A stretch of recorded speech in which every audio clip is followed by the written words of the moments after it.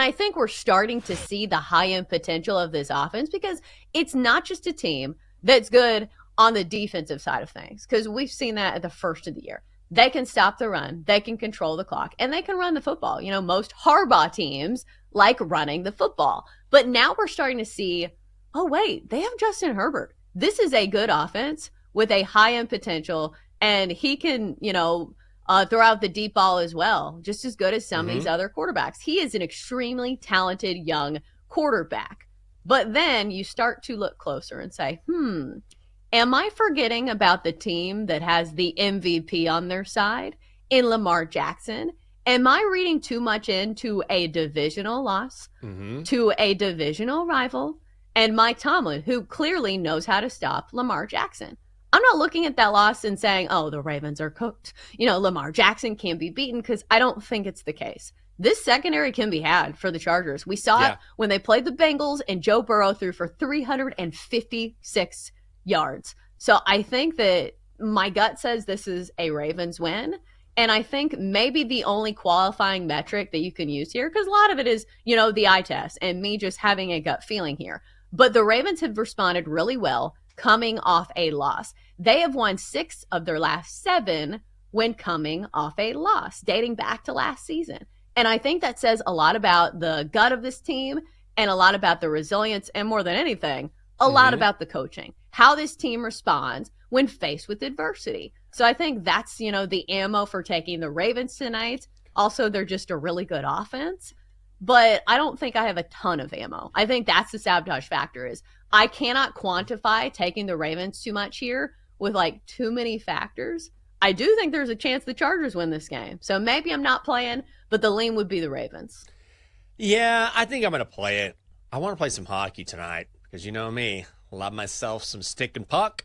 But I think I'm going to be on the Ravens. I've been shopping around. It's going to be a close game, and you can find the Ravens on the money line. If you look around at -148, it's not terrible. If you want to lay the 2.5, depending on where you shop, I don't mind that either. I just think this is going to come down to Lamar Jackson. And also, this is a huge opportunity for the Ravens because now they're right back in the thick of that division race when the Steelers were running off all those wins, and then they beat the Ravens.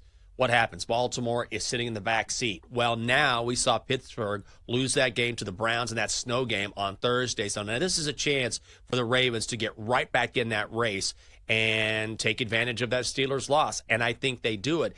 And I also think that, whenever you get Lamar Jackson in prime time, this is when he shines. And I feel like this is going to be one of those games where I do think it's going to be tight like you were talking about. And I feel like kind of like we saw yesterday with Patrick Mahomes leading the Chiefs to a win, even though it was against the Panthers and the Panthers stink. This feels like to me Lamar Jackson is going to get a chance to do his thing. And the thing is, Lamar Jackson historically always struggles against the Steelers. It's a real anomaly in his career. I don't know why that is. I don't know if Mike Tomlin has him figured out or it's just bad luck, whatever it is. But outside of the Steelers, Lamar Jackson tends to have a ton of success. And even though this Chargers defense is very good, I mean, they give up the fewest points per game in the National Football League. You mentioned it. We saw Joe Burrow go absolutely off on this Chargers defense. This is a good bounce-back spot for the Ravens. It's Harbaugh. This is Harbaugh. You got an indoor environment. Justin Tucker, who has struggled at times this season, I think indoors could play a factor as well. He's too good not to get back on track. So I'm going to go Ravens here. I think instead of playing a side in this game, because I'm not completely sold, and again, I just don't have enough reasoning, I think, to back up my Ravens pick. I'm going to go with a quarterback prop, and I'm going to go with Lamar Jackson over 238.5 passing yards for -115. We've seen a resurgence of the pass game for the Ravens this year, and it's not even been reliant on whatever the game script is, because you would think, okay, the Ravens don't need to throw the ball if they're up big in some of these games. But he's gone over this number in 5 of the last 6 games. In fact, the only one he didn't go over was against the Steelers, and we just outlined how, the Steelers clearly have his number. He's gone for some massive numbers as well. 348, 323, 281, 289, 280, and 290.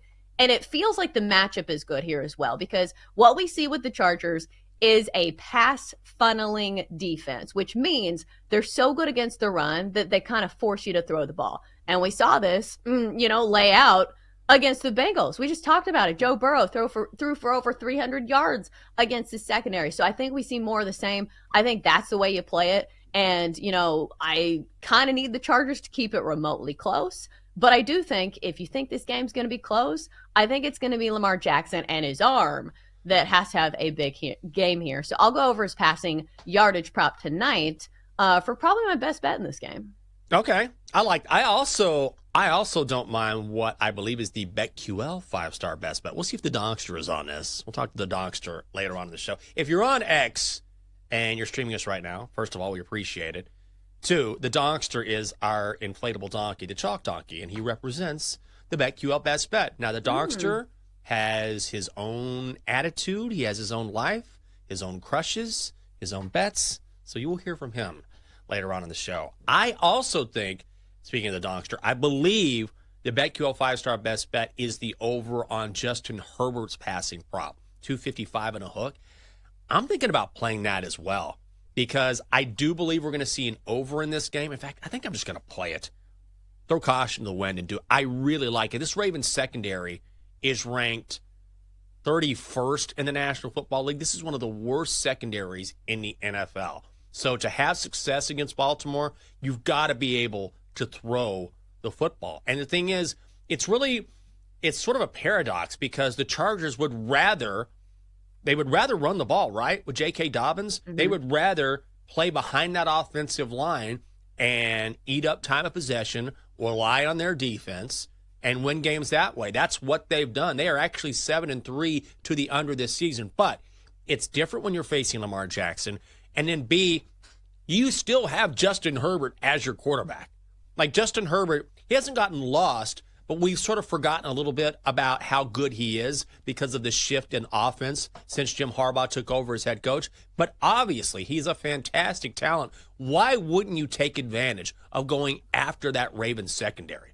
Like, I think he's going to have a lot of success. I'm talking myself into this. So, you know what? You're going to be on Lamar Jackson's over for his passing prop. I'm going to be on Justin Herbert's over for his passing prop. And I like the over in this game. I talked myself into the under early, but the more I look at it, the more I like the over. So if we're talking about game script, then both of these can hit. Yeah, I think we're going to be expecting a good game, is what it boils down to. We have a small spread and a high total, 2 high-flying offenses, which, maybe you don't say that the Chargers are a high-flying offense, but they do have explosive potential, especially with what we've seen from Ladd McConkey. And I know he's questionable for tonight. I would imagine he probably plays. I know he's a little banged up, but I think this is going to be the real question mark for the Ravens defense. Can they limit the explosive plays? Because that's really what's burned them, a lot of these games. And when you have a bad secondary, that's how you exploit it. So I'm not sure who the go-to receiver is going to be for Justin Herbert in this game because obviously 255 and a half is a high number. Like sometimes you can target like a receiver and say, okay, if I don't want to play the total yards, you can look at a receiver and say, okay, which receiver is going to have the big night? So it's tough when Ladd McConkey is questionable. You could look at Quentin Johnson. I think his number is like 48 and a half. Like you get some low totals for some of these receivers for the Chargers. So maybe that's one way to look at it. But I think with the question marks, I don't think it's going to be a play for me.